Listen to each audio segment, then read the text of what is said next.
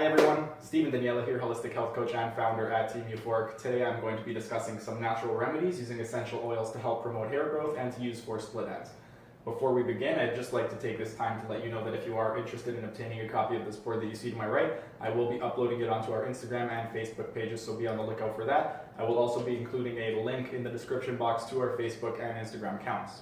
Before I discuss which oils are going to be best used for hair growth and split ends, let's just take this time to recap what we learned last week about essential oils.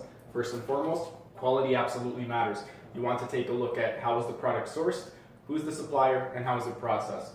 When sourcing an essential oil, terrain and soil of origin matter, and you want to make sure that the field hasn't been sprayed with chemicals. If it has been sprayed with chemicals, that's going to affect the chemistry of the plant, as well as the purity and the potency of the plant. Next, we want to take a look at the supplier. Are they known for their quality and efficacy? A lot of times what's going to happen is companies will claim that their product is therapeutic grade, or they will add substances to the essential oils. Essential oils only contain 3 elements, carbon, hydrogen, and oxygen. So if a company claims that it has vitamins or minerals, EFAs, or anything like that, then you know that their product is impure. Next, we want to take a look at how is it processed. When harvesting an essential oil, it is very important that the plant is allowed proper maturation time. If it is allowed proper maturation time, that's going to allow for the most pure and potent product. If not, then it will lose its purity and potency. Now that we've taken a look at quality, let's take a look at some application methods. A lot of people like to use essential oils aromatically. Aromatically is simply inhaling the oil. Essential oils are aromatic by nature, and their aromas can elicit very strong physiologic, mental, and emotional responses. When you inhale an essential oil, those molecules are going to enter your nostrils, and then that information is going to get sent to your olfactory bulb. Once there, the olfactory bulb is going to communicate with the amygdala, and the amygdala is the center for emotions in the limbic system and connects our sense of smell to our ability to learn emotionally. A couple ways that we can use essential oils aromatically is going to be through direct inhalation and cupping. Direct inhalation, twisting off the cap, simply inhaling. Cupping, it's a little bit more potent. You're going to put a few drops in your hands, rub them together, cup your hands over your mouth, and inhale.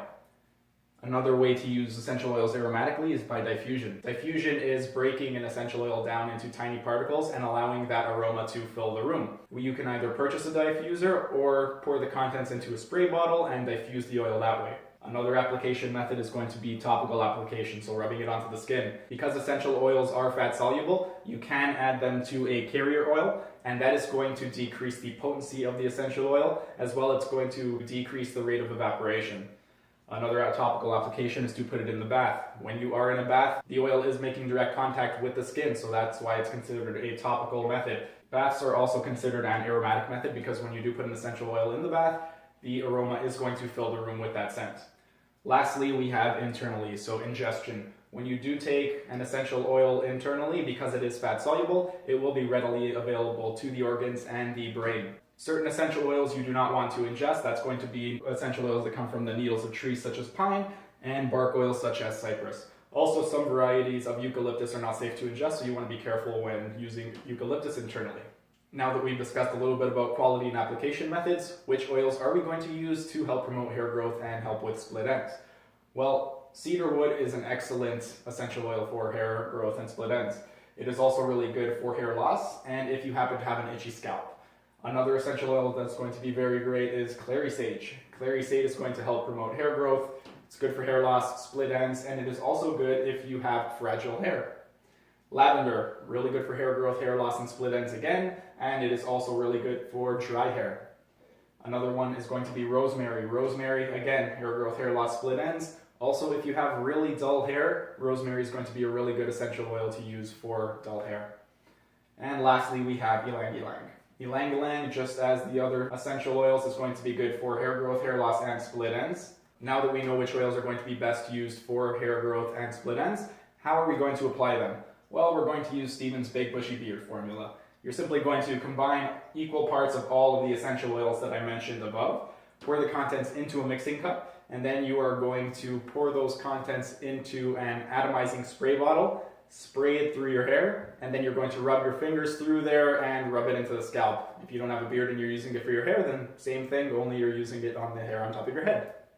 Just a quick note that cypress is also going to be really good for hair loss as well as dandruff and greasy hair. So if you do have dandruff or greasy hair, you can incorporate cypress into your atomizing spray bottle and combine it with the rest of these essential oils. That's it for this video. I'd like to take this time to remind you that if you would like a copy of this board, join us on Instagram or Facebook at Team Euphoric, and I will be uploading that picture onto our Instagram and Facebook accounts. Thank you again, and next week we will be discussing essential oils to use for insomnia. Take care.